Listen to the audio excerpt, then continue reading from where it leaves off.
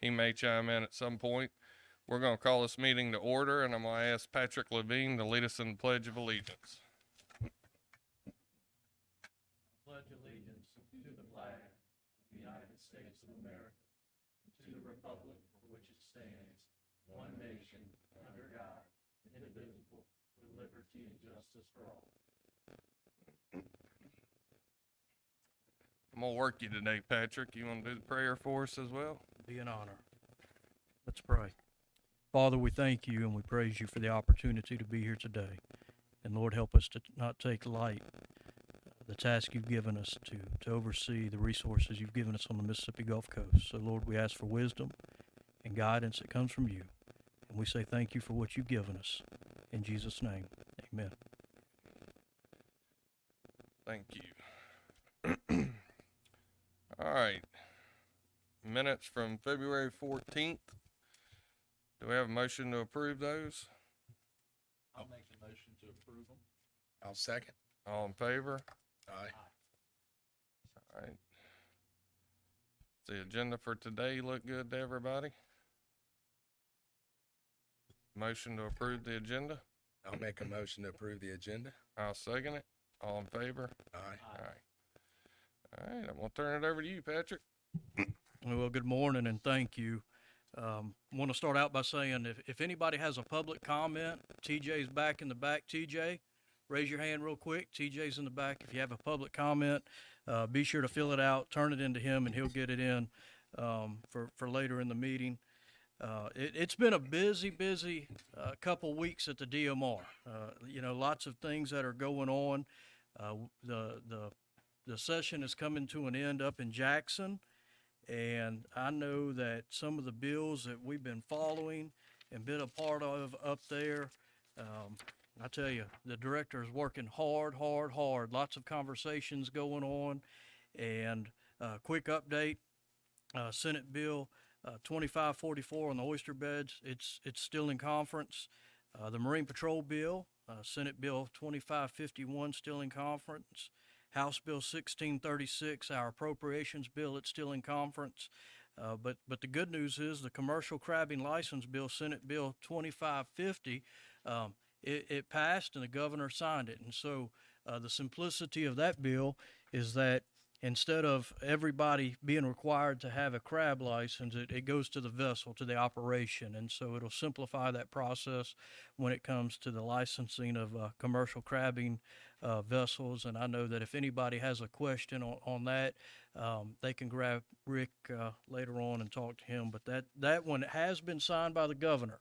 And so it will take effect July the 1st. So that change is coming up. So that's a good thing, but I tell you, the director, he's up there in conversations every moment, every day as we look at all these other bills that are moving forward, and good things are happening there.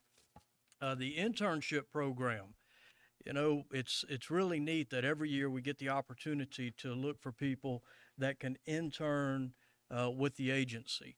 And if you know a young man, a young woman that may be interested in serving with the DMR, please send them our way. And the closure on that application process, I believe, is March the 29th. If they have questions, they can reach out to our Human Resources Department, and they can get them pointed in the right direction. And what's really amazing is we have a lot of employees that we found through the internship program. They come here, and we don't want to let go of them. I mean, because they do such a good job, and they excel, and we're thankful for that because they get a place. So be sure to look at that internship program. Derelict vessels. I know that seems like a conversation we've had every month, and you would think, at some point we get things cleaned up. We've had a total of 82 vessels reported to our derelict vessel program. 61 of those have been removed. There's 21 that are pending, and right now, of those 21, we have one that we already have court orders for, ready to remove. And so, thank you. It's hard to say a particular person because by the time a vessel goes through the entire process, almost everybody in the agency touches that thing. when you think about if it's in coastal zone or it has something to do with it, the coastal zone team touches it, and then fisheries may have something to do with it, and obviously to get it out of the water, finance is going to have to touch it, and then the legal team, and so Marine Patrol is a part of the derelict vessel process. So almost everybody in the agency has something to do with it. It's a team approach. What's the total time frame from the day it's reported to where it's removed normally? So I'm gonna do this. I'm gonna defer that down to Stephen because he is the house expert on derelict vessels. And so, counsel, if you would report on that. Generally speaking, from a time of report to worked up, we make every effort to find the owner. Sometimes it's kind of difficult. Might be 1, 2, 3 weeks. We get it if it's the director's going to approve it as a derelict vessel. We'll proceed with letters. Make efforts. You're probably looking at maybe 2 months, 3 months before we get into court to get an order. Sometimes a little longer, sometimes a little less. That's the main question. I think people are understanding that the program's out there. It's just the question that I get now. So appreciate it. Sure.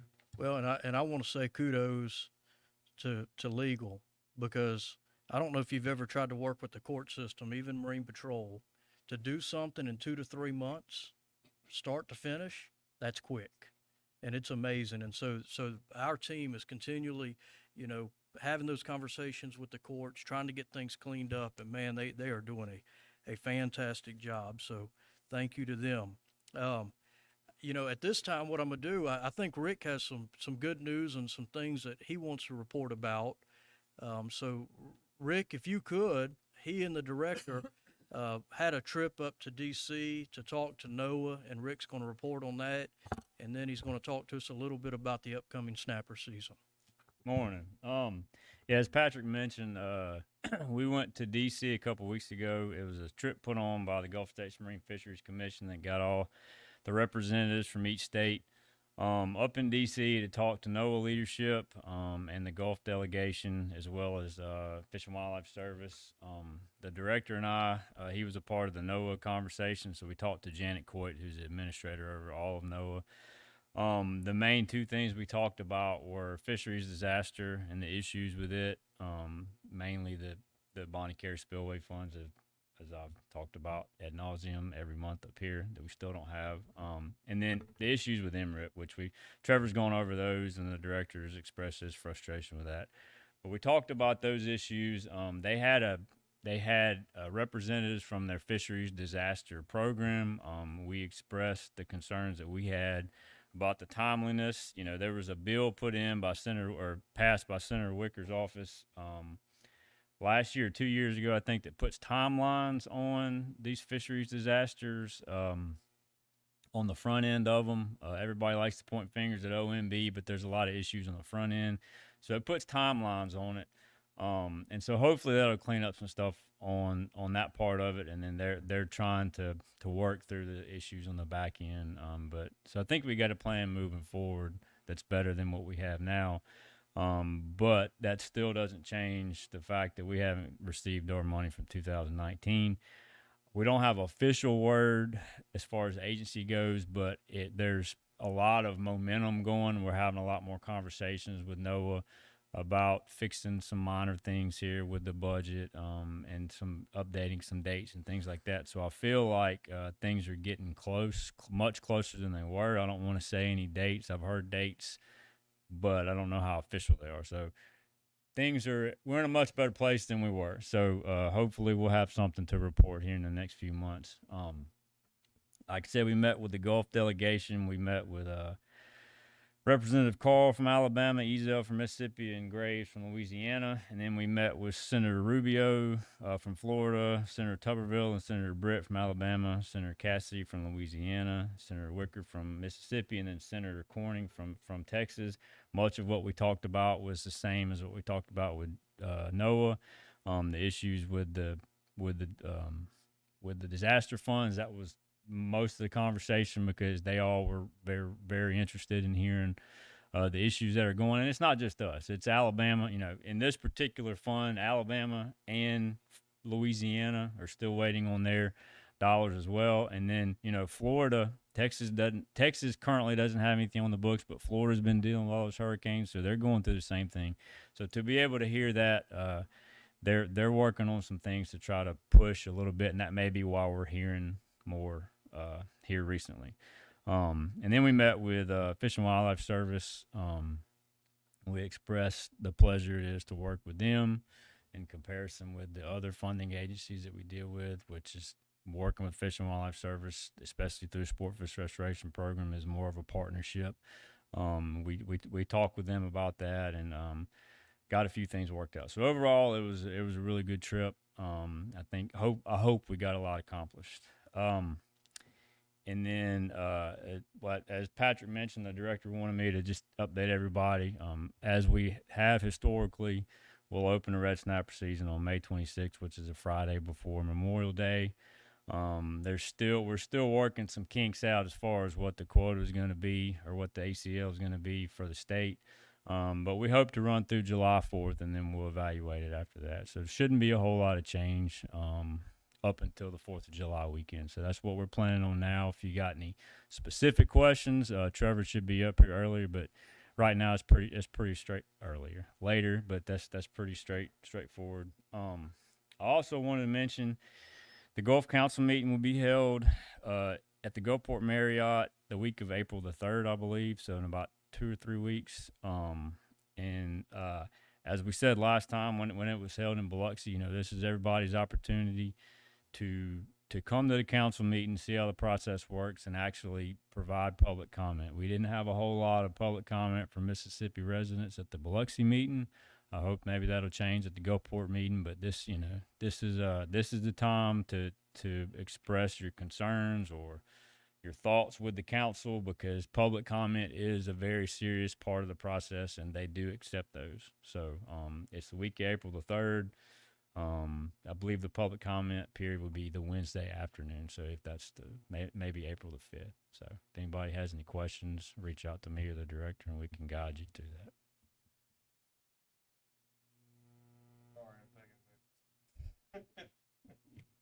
Thank you. Yeah, thank you, Rick. And I know the other day I was talking to somebody who went offshore fishing, and they said they went out. They were targeting obviously 9 red snapper species, but they pulled up to a particular spot, and they said whenever they pulled up, the water, they said, why can't this happen when snapper season's open? But the water just turned red. All those snapper came up to the top, and so I know there's some folks that are seeing red snapper out there, and obviously our fishermen, they are waiting for the day that they can go out there, and we're really expecting and hoping for a good season. So Rick, thank you for that update. I moved through really quick, and as far as employment and contracts, there are no contracts to talk about, but we do have an employment update. Kyle Wigginton started March 16th as an ENR Specialist 1 in Marine Fisheries, and so we're thankful that the DMR team is growing and that we're bringing on some good folks to help us accomplish the mission. And so we look forward to what this next month is going to bring. And as we go into the summer, we know that it's going to get busy, because lots of things are coming up. And so I was, kind of joking around with some of the Marine Patrol officers the other day. And this is a fishing tip, not for you, because you catch really big fish, Chairman. But for those of us who catch little fish, if you carry an action figure with you and you put your fish in front of that action figure, it'll make your fish look really big. Okay? So for you guys that catch big fish, you don't have to worry about that. For those of us that go out there and our fish are not as big, you know what? You can get you an action figure made, put it in front of there, man. It looks really, really big. But that's just a fishing tip for the day. Director Spraggins, do you have anything you would want to share with us? Hopefully you're online. No, I don't have anything. Thank y'all. Thank you, sir. And remember that action figure tip there for them big fish that we don't catch. But and then do we have any actions update for March 21st from previous meeting? Yes, we had a couple of state saltwater finfish records, conventional tackle mutton snapper for Johnny Montgomery, and fly tackle sheep's head for Doug Boris. And that's it. Thank you, ma'am. Well, that concludes the director's update. On to you, Chairman. All right, I appreciate it. Have any of our commissioners got anything to report today? I did have one thing I wanted to talk about that I'd like the agency to take a look at. I got a call, been hearing some stuff over the past month, kayak guides, people that are guiding fishing trips out of kayaks. I think it's kind of a very gray area in our law at this point, but it's been brought to my attention that there may be some out-of-state guys that are coming over here and using the resource and showing people around and how to fish out of kayaks. And I don't think that we really have anything on the books to track or know who's doing it or any type of licensing or fees for them to come here and use these resources. So I'd like for the agency to take a look at that and see where we stand with it. If we don't have anything else from any of the commissioners, we will move on to Chief Wilkerson, Marine Patrol. Oh, okay. Looks like we're getting Captain Strickland today. We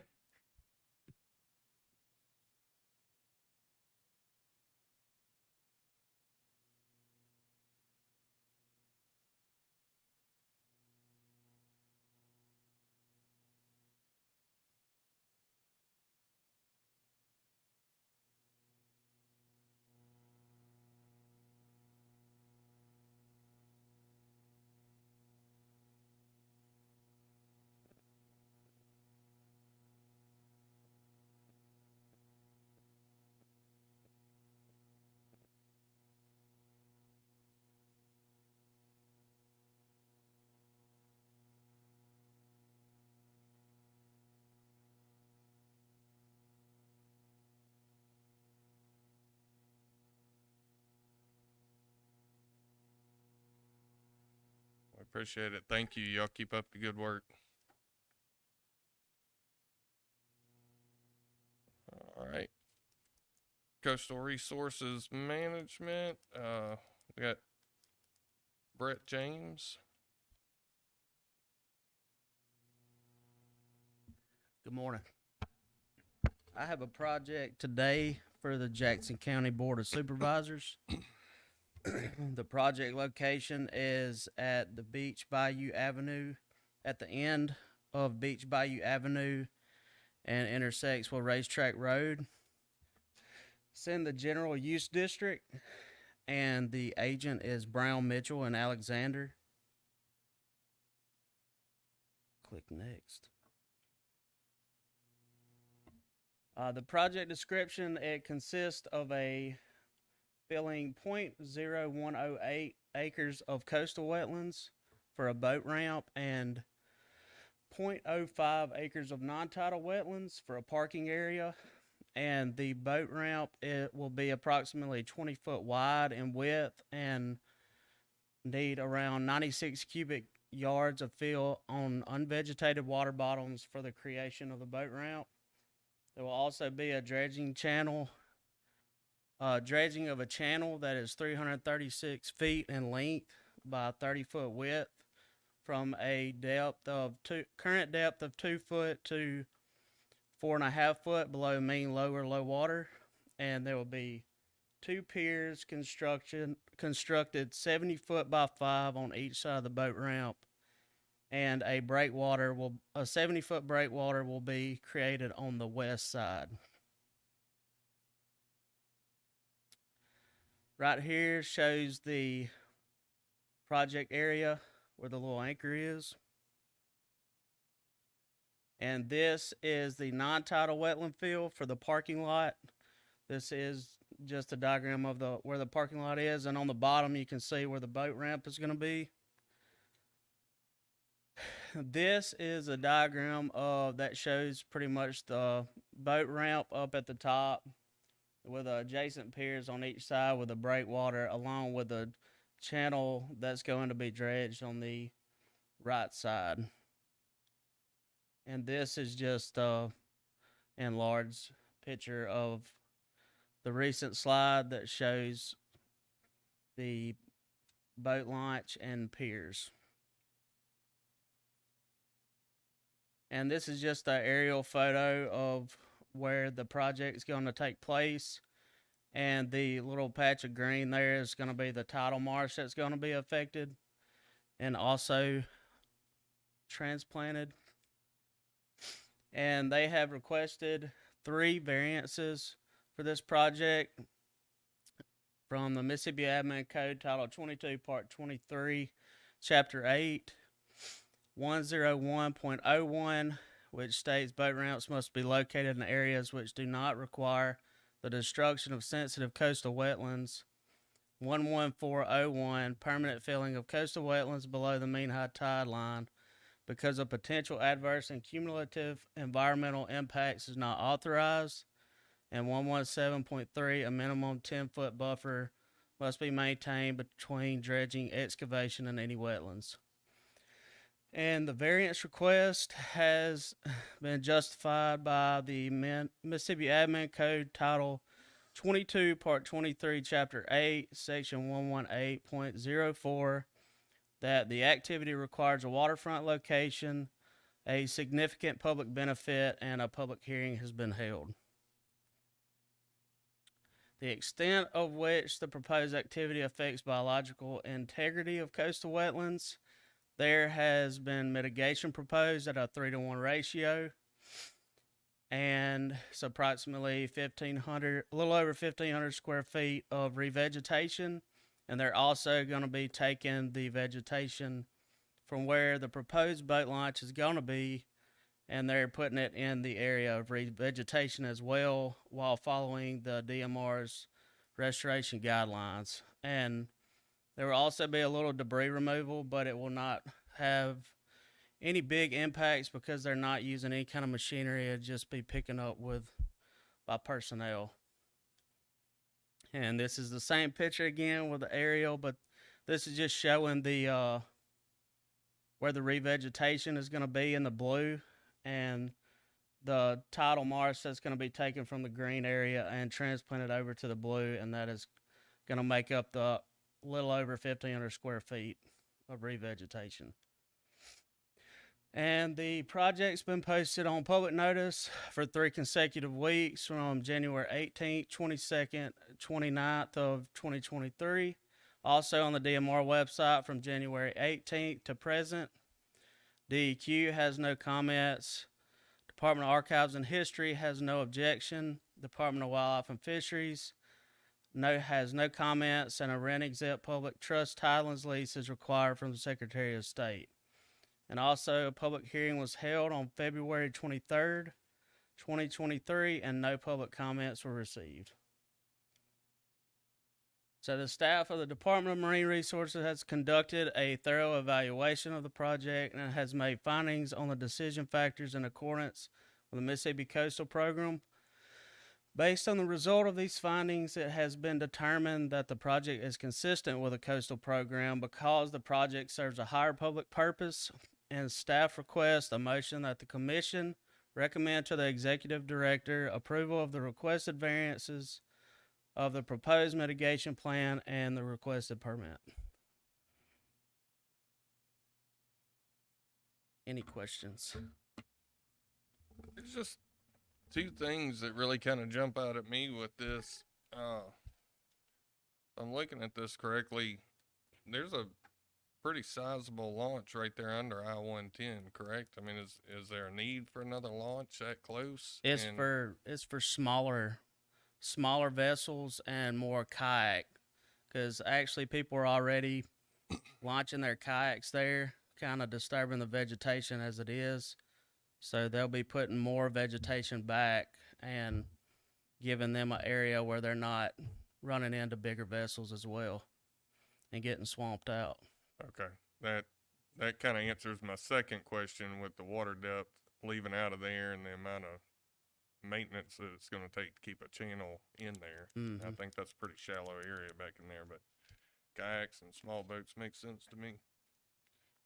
Now, this existing location used to actually be a boat ramp 20 years ago. Yes, sir. Yep. I was looking at the racetrack road. I know that some of those cars get pretty wild coming around there. Is the county putting some type of or would that be the city of D'Iberville or the county? But somebody putting any kind of traffic stop signs or some kind of identification? Because it looks like they'll probably be pulling up and towards the parking lot and then backing across the road. I'm not really aware of that at this time. Yes. Hey, Matthew Hosey here is from Jackson County. Would you be willing to comment on that? Yes, sir. Okay. Thank you, Matthew. Okay. Thank y'all for hearing us. Yes, this is a Tidelands funded project. We have funding for phases 1 and 2, which is what you were shown here today. The boat launch itself is phase 1, and then phase 2 is the parking lot. We have applied for additional funds of phase 3 that would realign Racetrack Road a little bit further to the north, so that it would give enough space to pull a boat and trailer out of the launch and be out of the water, but not inside the roadway. And so, you know, we're still in the process of deciding. Hopefully we can get all 3 phases funding at one time and just do the whole project at once. But if that 3rd phase is delayed for some reason, we could look at, you know, phasing those out differently, or probably maybe a stop sign on Racetrack Road at that intersection would be the best, you know, traffic device to, you know, accommodate for any kind of conflicts right there until we can get the road realigned. Yeah, just some kind of identification coming in so people know. Since And it'll we be would, new. and we would definitely put, regardless of what we do, we would definitely put signage, you know, from either side to say, you know, slow boat launch ahead, some type of warning like that for sure. I can tell you in Pass Christian, our boat launch is inside of a parking lot, and you got to watch people pulling out or backing up. They'll shoot behind you, I can imagine, on the road. But one thing you just said is realigning Racetrack Road. If you move that north, wouldn't that end up going through your parking lot? I mean, we're not going to go too far. It's probably going to be another 25 to 30 feet north, you know, right at the boat launch. And then as the, you know, that'll taper back down into the road. So in front of the parking lot, we may be only extending another 10 to 20 feet north of there. So it may get into it a little bit, but it's not gonna, you know, be a detriment to it to where we can't still use it as a parking lot. And it's currently, you know, just an open lot. It's got a gravel base there now that's somewhat being used as a parking lot already, that's owned by the county. Yeah. It's surely warranted because if you're familiar with Brittany or I-110 in the summertime, I mean it's that we need to relieve the pressure off. Right, of those, exactly. And that's our whole, you know, idea of this is that, yeah, in the slow seasons, there's, you know, plenty of parking at the boat launches, but in the height of the summer, when we're in the peak boating season, our boating parking lots fill up. I mean, the Ocean Springs Harbor, you know, is full. Brittany Avenue can fill up even with the expanded parking lot we've recently done there. So, yeah, this is just another, you know, it made sense to us since we already owned the property there, to try to accommodate some smaller vessels there. And we plan to put signage up that kind of lets the public know that says, you know, recommended for only boats 20 foot or less. For any larger vessels, please go to Brittany Avenue or other launches. So what's the water depth out there? A couple of feet? I mean, you can see it's on somewhat of a little inlet, Mhm. and the majority of that inlet, I think, is around 3.5 foot deep. But then as you get to the northern third of that inlet, Yeah. towards there, it shallows off a good bit. So that's why we would need to do a little bit of dredging there. So you couldn't get too big of a boat. Right, backing up and yeah, then I mean, going out. anything that drafts more than, you know, 4.5 feet, I wouldn't feel comfortable taking in there. So it would probably be mostly boats that draft less than 3 feet or so. In your next smaller ramp, like if you head off to the east, is it down St. Martin Bayou, maybe right off Lemoyne Boulevard? Brittany Avenue is south of Lemoyne Boulevard up St. Martin Bayou. And we've recently dredged that bayou out, so it can a good 5-foot draft vessel should be able to make it up that now. And then continuing to the east, you have the Fort Bayou Bridge boat launch. We've just recently made some improvements there, and the depth is really good there because it's right under the bridge in the deep part of the bayou. Thank you. All right. Any more questions? Do we have a motion to approve the recommendation? I'm gonna make a motion to approve all the 3 recommendations from the department with the condition that we get to review the traffic control prior. I like that. I'll second that. All in favor? Aye. Aye. Thank you. Thank you.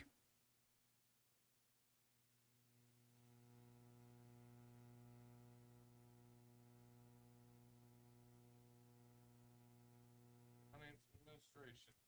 Oh, I wasn't on, sorry. Morning, everyone. I'm Leslie Brewer, CFO. I'll be presenting the financials for the month ending February 28th, 2023. At the end of February, our state revenue was $5 million. Our agency revenue was $21.4. Our state net income was a negative $116,000, and our agency net income was negative $1.6 million. After 8 months of fiscal year 23, we have 86.5% of our budget remaining for operations, and the Tidelands is at 49.8. And we should be getting Gamesa probably in April, so this will start looking a little better. Anybody have any questions? I don't think so. Thank you. All right, Ms. Charmaine.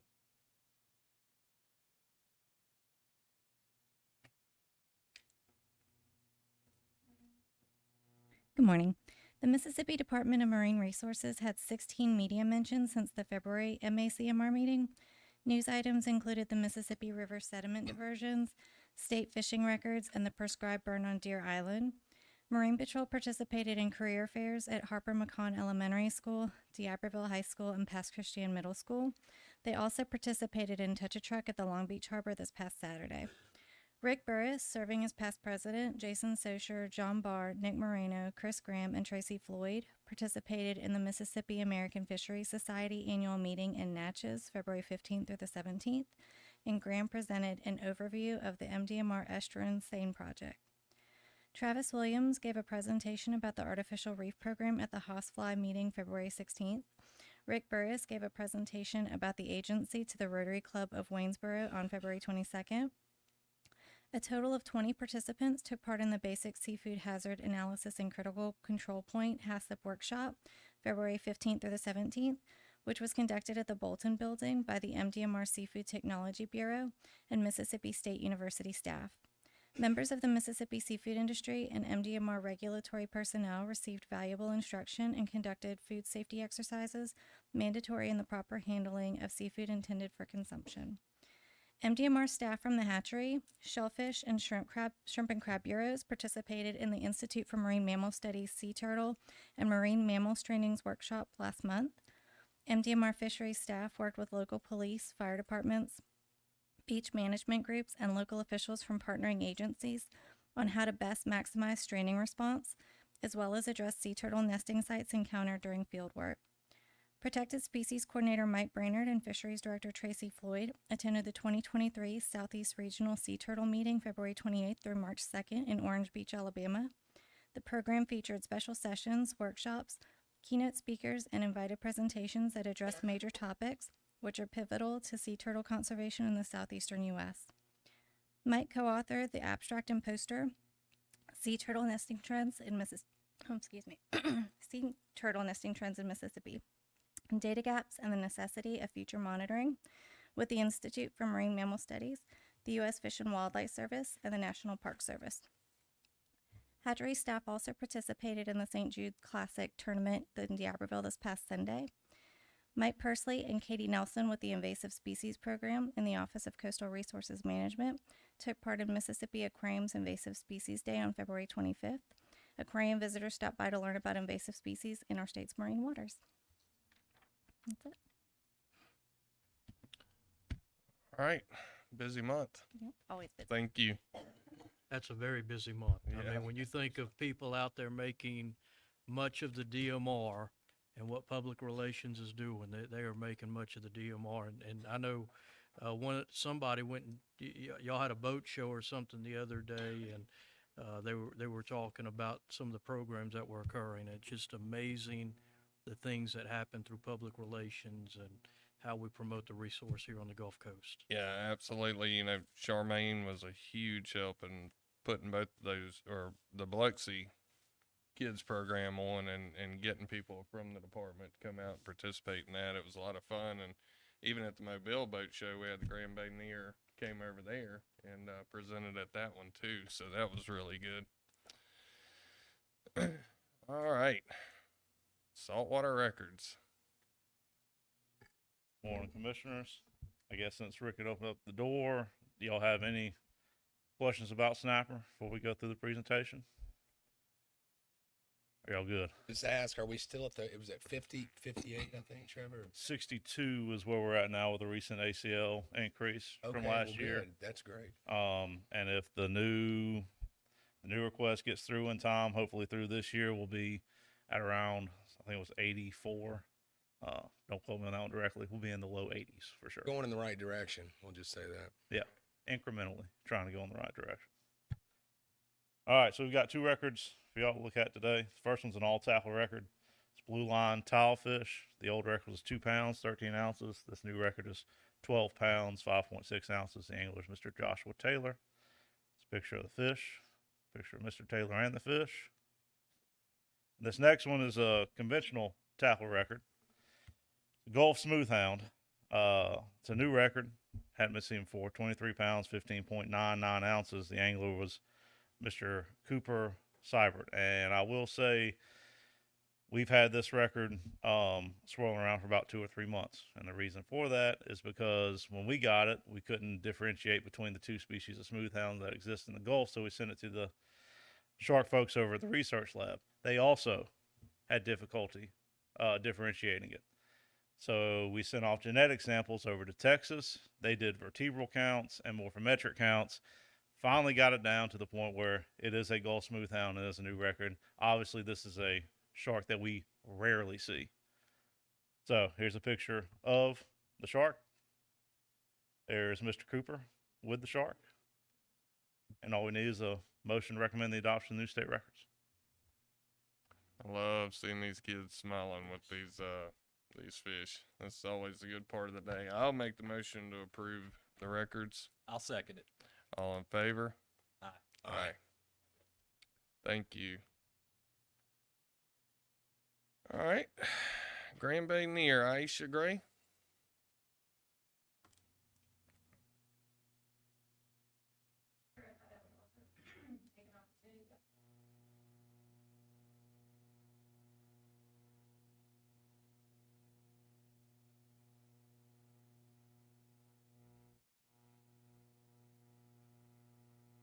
And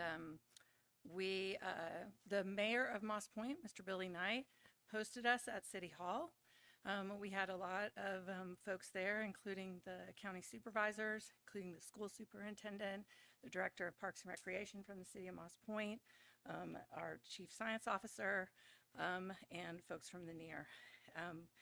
We hosted Ms. Liva and showed her around some of the new projects that we're working on in the city of Moss Point, working on stormwater. And that was the reason that she was there, because the Grand Bay Near acquired a new stormwater project that will start in April or May. We also showed her around the Grand Bay Near, showed her some of the reef restorations that we've done there, and also the active restoration with the NERDA project that's restoring wet pine savanna across 3,000 acres in the Grand Bay Near.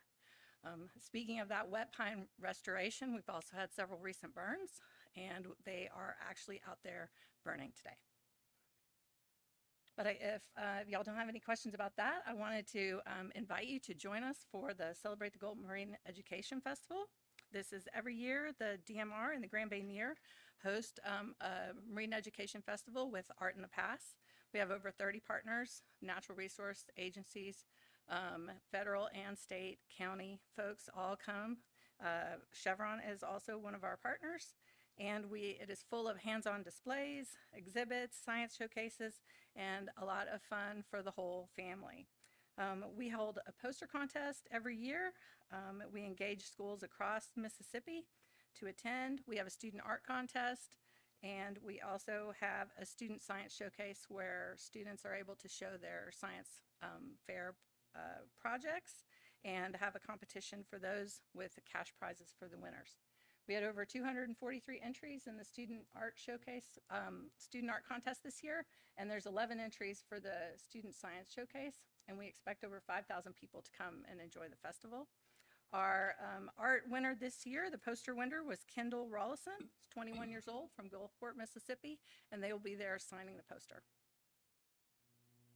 I tell you, if y'all ain't never been to this, y'all ought to try to make it this year. It's a really cool event. It's a lot of fun and interesting stuff that goes on out there. One thing that it doesn't show in here, what are the hours? Do you know?